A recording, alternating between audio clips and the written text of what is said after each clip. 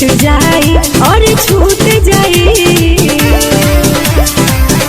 Light जदी बूझ जाई त चौकी टूट जाई। सब मजा लेवे में लाके तोरा छूट जाई।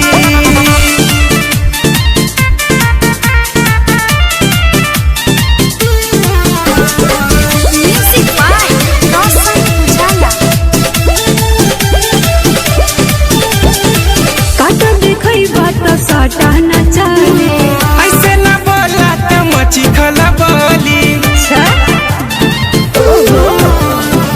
काटा देखई बात साटा न चले ऐसे न बोला त मची खला बोली।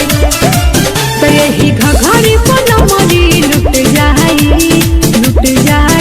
और लूट जाई। लाइट जदी बूझ जाई त चौकी टूट जाई। सब मजा लेवे में लाके तोरा छूट जाई।